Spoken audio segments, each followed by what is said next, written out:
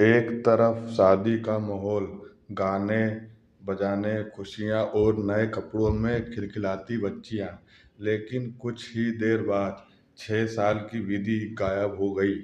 जब उसका शरीर लॉक्ड टेरेस स्टोर रूम में मिला, सर प्लास्टिक ट्यूब में डुबो के, तब पूरा परिवार सुन्न रह गया। सिर्फ एक औरत की साड़ी गीली थी। यह कोई एक्सीडेंट नहीं था, यह है हरियाणा की किलर मॉम पूनम की शॉकिंग कहानी, जिन्होंने अपने बेटे और 3 भतीजियों को मार दिया, सिर्फ उनकी सुंदरता से जलकर।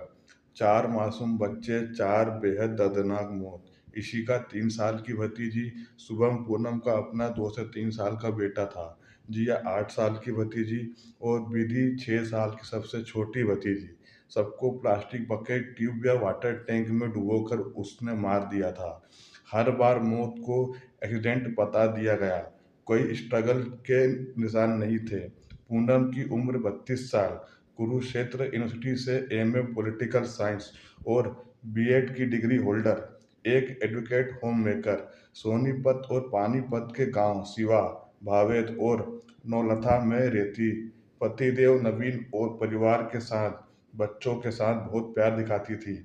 उन्हें मॉल लेकर जाती थी, खिलाती थी, लेकिन बड़ों से दूर रहती थी। बाहर से सब नॉर्मल दिखता था, अंदर कुछ और ही चल रहा था। शक की पहली कड़ी पहले ही दिखाई दे रही थी। विधि पे गरम चाय डाल दी, एक्सीडेंट बोल दिया, जिया के चेहरे पर जलती मैच स्टिक फेंक दी थी। जिया के मर्डर के बाद पूनम ने खुद को मारने की धमकी दे दी। हर बार परिवार ने चुप रहना पसंद किया, क्योंकि रिश्तेदार थी। पूनम का बिहेवियर बदलता जा रहा था, बेहोश होना, ज़्यादा रोना और तांत्रिक के पास जाना। फिर भी किसी ने मर्डर नहीं सोचा। 1 दिसंबर 2025, नवलथा गांव में शादी के दिन विधि नए कपड़े पहनकर अपने कजिन्स के साथ खेल रही थी। 1 घंटे की तलाश के बाद उसका शरीर टेरेस के लॉक्ड स्टोर रूम में मिला। सर ट्यूब में, पैर बाहर लटक रहे थे, सिर्फ पूनम की साड़ी गीली थी। पुलिस ने जब पूछताछ शुरू की तो पहले बयान दिया, फिर कन्फेशन में विधि को मारा है और फिर बॉम्ब फोड़ा। पहले 3 बच्चों को भी मैंने ही मारा था। पानीपत पुलिस ने केस खोला। पूनम का कन्फेशन मजिस्ट्रेट के सामने रिकॉर्ड किया गया। पुराने केसेस दोबारा खोले गए। इसी का और शुभम फरवरी 2023, जिया अगस्त 2025। सिर्फ विदु की ऑटोप्सी हुई थी। पहले 3 केसेस में कोई पोस्टमार्टम नहीं हुआ था। पुलिस ने सीसीटीवी फुटेज, गवाहों के बयान और फोरेंसिक एविडेंस जमा करना शुरू किए। लेकिन सबसे बड़ा ट्विस्ट ये था कि पूनम ने कन्फेशन दिया और फिर रिट्रैक्ट कर लिया। बोला सिर्फ विधि को मारा, बाकी 3 के बारे में मुझे नहीं कुछ पता। साइकोलॉजिकल इवैल्यूएशन में कोई सीरियस मेंटल इलनेस नहीं पाया गया, वो इवेसिव जवाब देती थी, लेकिन इमोशनल इंटेलिजेंस हाई थी।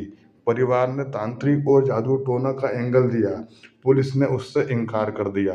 पुलिस के मुताबिक असली वजह थी एक्सट्रीम जेलसी और ब्यूटी कॉम्प्लेक्स। पूनम को वो बच्चे, खासकर लड़कियां, ज़्यादा सुंदर, गोरा और प्यारे लगते थे। उनकी सुंदरता उससे जलती थी।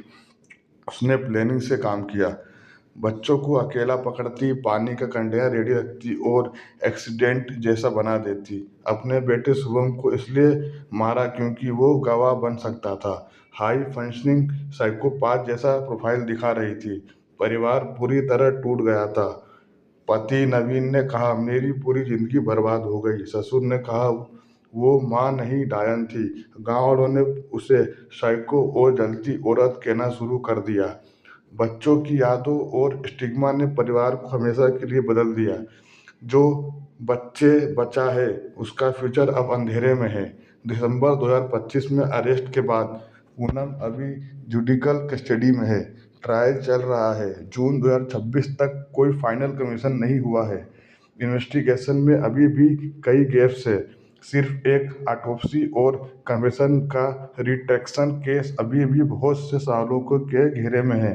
अगर ये कहानी आपको शॉकिंग लगी हो तो वीडियो को लाइक और शेयर जरूर कीजिए। कमेंट में बताइए आपके हिसाब से असली वजह क्या थी और ऐसे केसेस में परिवार को क्या करना चाहिए।